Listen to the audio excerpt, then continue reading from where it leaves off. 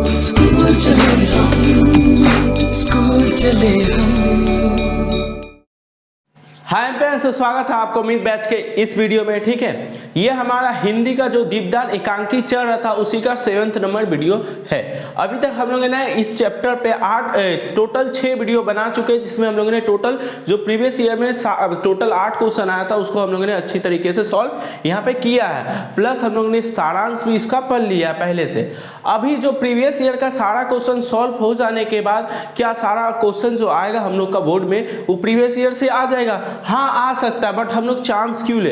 इसका और अधिक क्वेश्चन हम लोग प्रैक्टिस करना चाहते हैं। ठीक है, तो वही जो प्रीवियस ईयर के अलावा जो नए क्वेश्चन बनते हैं उन्हीं क्वेश्चनों को आज हम लोग इस वीडियो के माध्यम से देखेंगे। ठीक है, तो अगर आप लोगों ने अभी तक एकांकी नहीं पढ़ा है या उसके क्वेश्चन नहीं देखे तो उसको जाके जल्दी से देख लीजिए। उसके लिए आप लोग क्या कीजिए, इस वीडियो का डिस्क्रिप्शन खोलिए, वहां पे एकांकी जो दीपदान एकांकी है उसका प्लेलिस्ट का लिंक मिलेगा, जिसके थ्रू उन सारे प्रीवियस ईयर के क्वेश्चन को देख सकते हैं, उनके सॉल्यूशन को देख सकते हैं, अच्छे से याद कर सकते हैं। ठीक है, अब आगे हम लोग देखते हैं।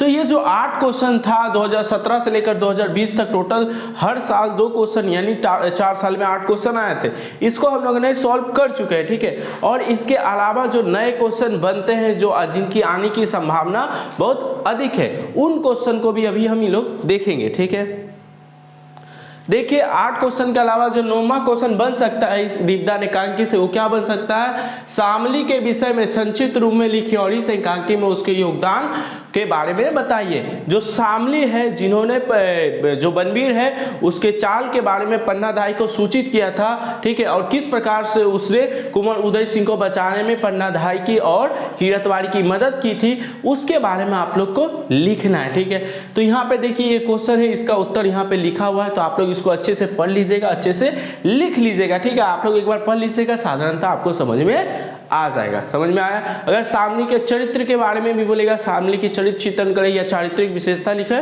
तो इसको पढ़ के रखिएगा, तो आप लोग उस क्वेश्चन को भी आराम से कर पाइएगा, क्योंकि इससे पहले हम लोग बहुत सारा क्वेश्चन किए हैं चरित्र चित्रण पे। तो 9 नंबर क्वेश्चन तो समझ में आ ही गया होगा आपको।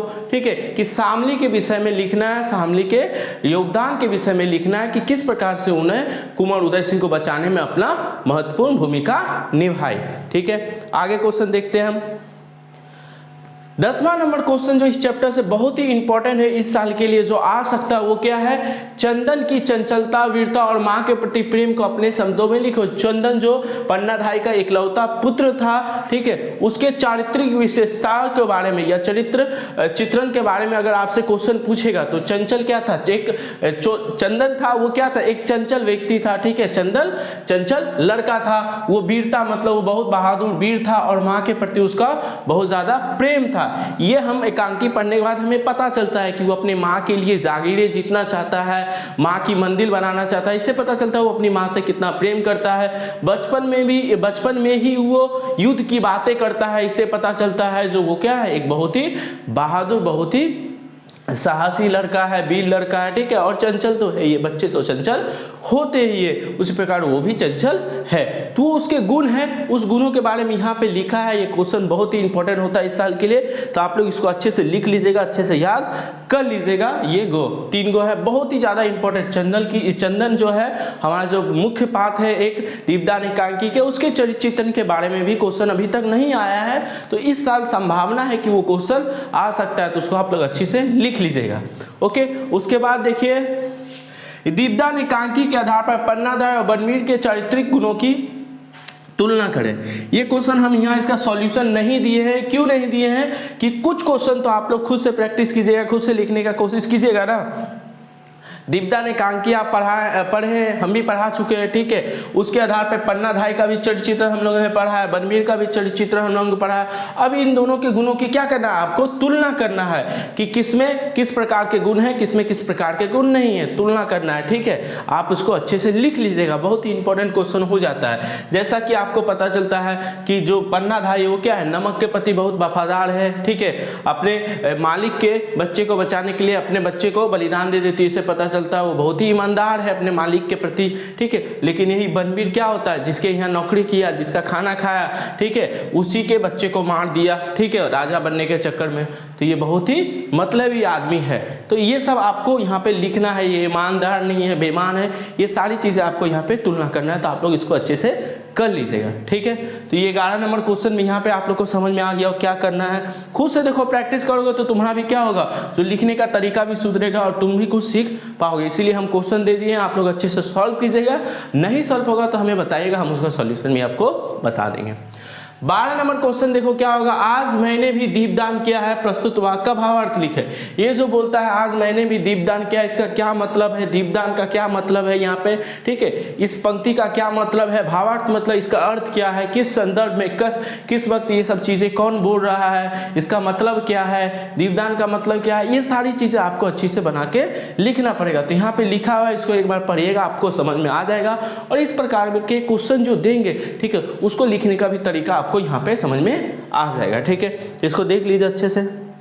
13 नंबर जो क्वेश्चन हम लोग का बनता है इस चैप्टर से, बहुत ही ज्यादा इंपॉर्टेंट, क्या कि एक तिनके ने राज सिंहासन को सहारा दिया, इस कथन की व्याख्या अपने शब्दों में करो। एक तिनका, यहाँ पे जो राज सिंहासन बोला गया वो कुंवर उदय सिंह को बोला गया है, ठीक है।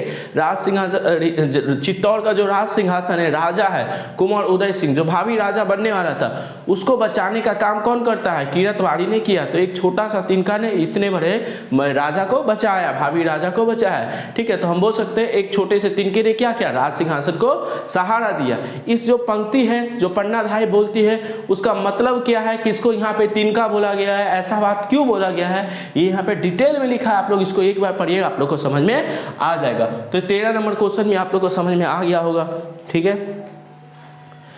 14 नंबर, क्या अपने पुत्र चंदन को कुंवर उदय सिंह की सैया पर सुलाकर पन्ना ने उचित कार्य किया या नहीं, अपने उत्तर की व्याख्या कीजिए।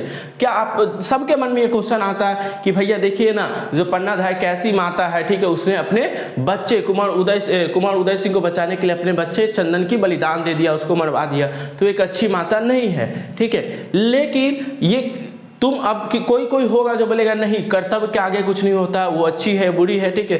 किसी किसी के मन में आएगा कि वो जो चंदन को मारने का काम किया, ठीक है, चंदन का बलिदान का कार्य किया, वो अच्छा है, कोई बोलेगा वो बुरा है। तो तुम अच्छा बोल रहा है तो क्यों अच्छा बोल रहा है, अगर बुरा बोल रहा है तो क्यों बुरा बोल रहा है, ठीक है, यही तुमको समझा के लिखना है। और अगर कुछ नहीं बोल रहा है तो क्यों ऐसा बोल रहा है, ठीक है, ये तुमको समझा के लिखना है। अब देखो, हर किसी का नजरिया होगा, इन कारणों से मैं इनको बुरा बोल रहा हूँ कि ये गलत कार्य था, इन कारणों से मैं इसको अच्छा बोल रहा था कि ये जो कार्य है उचित है। इसी चीज को तुमको अच्छे से लिखना है, ठीक है। और कोई होगा जो बोलेगा ना ये उचित है ना ही अनुचित है, ठीक है, उसको भी लिखना पड़ेगा, क्यों वो ना इसको गलत बोल रहा है ना इसको सही बोल रहा है। ऐसे बहुत सारे लोग हैं, सबको पढ़ के कुछ भावनाएं होंगी, उसी चीज को यहाँ पे लिखना है। तो आप लोग इसको देख लीजिएगा, एक बार समझ लीजिएगा, फिर अपने से ट्राई कीजिएगा लिखने का।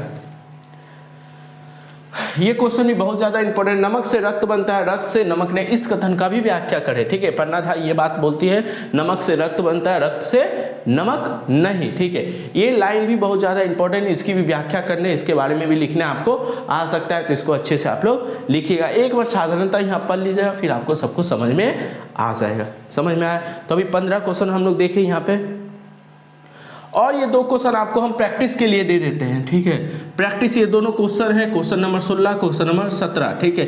क्या है, जब रक्षक ही वक्षक, मतलब भक्षक मतलब समझते हो ना, शैतान मारने वाला, ठीक है, रक्षक मतलब बॉडीगार्ड, ठीक है, जब आपको सुरक्षा देने वाला ही आपका दुश्मन बन जाए तो क्या होता है, यहाँ गोता लिखा गया, क्या होता है, इसे बनवीर के उदाहरण के माध्यम से अपने शब्दों में लिखो। जो बनवीर को कार्य मिला था, क्या कार्य मिला था, कुंवर उदय सिंह की रक्षा का कार्य मिला था, तो वो क्या हुआ, रक्षक, लेकिन वही उसको मारना चाहता है, ठीक है, तो वो क्या बन गया, उसके जान का दुश्मन यानी भक्षक बन गया। तो क्या होता है, जब आपकी सुरक्षा करने वाले ही आपके दुश्मन हो जाते हैं तो उस समय क्या होता है, यहाँ पे हमको देखने को पूरा मिला, ठीक है। जब बनवीर जो कुंवर उदय सिंह की सुरक्षा का भार जिसको दिया गया था वही उसको मारने का कोशिश करता है, तो वहाँ किस प्रकार की घटना होता है, ठीक है। ये बनवीर के उदाहरण के माध्यम से आपको समझाना है कि रक्षक जब भक्षक बन जाए तो क्या होता है, ठीक है। बनवीर जैसा कार्य होता है, वो आपको मारने का कोशिश करेगा और षड्यंत्र रचेगा, ठीक है, यही कार्य होता है, ठीक है। चंदन को कुंवर उदय सिंह की सैया पर सुलाना पन्नाधाय के लिए कितनी पीड़ादायक थी, इसे अपने शब्दों में लिखो। जो चंदन को जब वो सैया पे, यानी सैया मतलब क्या होता है, सैया मतलब होता है जो बिस्तर होता है, ठीक है, बिस्तर होता है जिसपे राजकुमार लोग सोते हैं, बहुत नरम होते हैं, ठीक है, उस बिस्तर को ही सैया बोला गया, ठीक, सैया, ठीक है। तो अब क्या होता है, जब पन्नाधारी चंदन को सुलाने का बात सोचती है तो उसे बहुत ज़्यादा तकलीफ होता है, बहुत ज़्यादा दर्द होता है, पीड़ा मतलब दर्द होता है, उन सब बातों से वो जूझती रहती है, उसके मन में बहुत सारी बातें आती है, अपने आप को सर्पनी कहती है, अपने बच्चे को खा गई, ऐसी ऐसी बातें वो बहती है, और ये सब सोचना भी उसके लिए बहुत ही ज़्यादा कष्टदायक था, बहुत ही ज़्यादा पीड़ादायक था।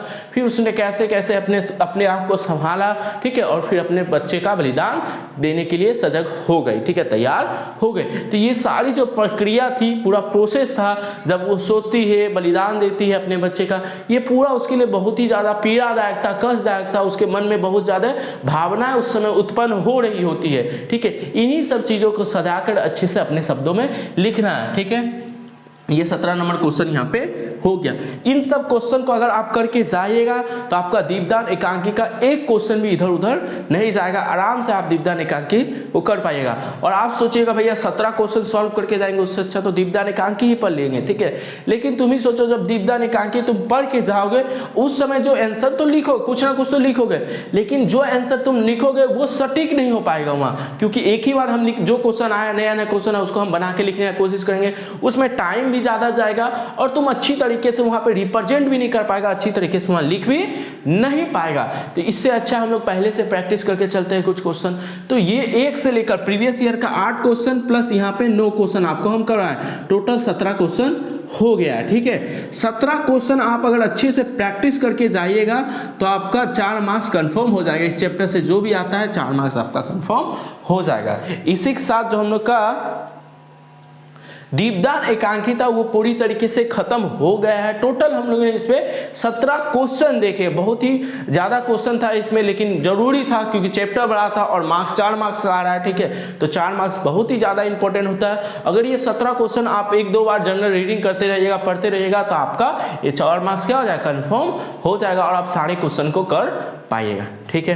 तो इसी के साथ हम आज का वीडियो यहीं पे खत्म करते हैं। दीपदान एकांकी खत्म हो गया, अब हिंदी का कुछ नया चैप्टर स्टार्ट करेंगे, ठीक है। तो आप लोग इसको अच्छे से लिख लीजिए, अच्छे से सॉल्व कर लीजिए जो क्वेश्चन सॉल्व नहीं हुआ है, ठीक है। तो आज के लिए इतना ही, फिर मिलते हैं नेक्स्ट वीडियो में।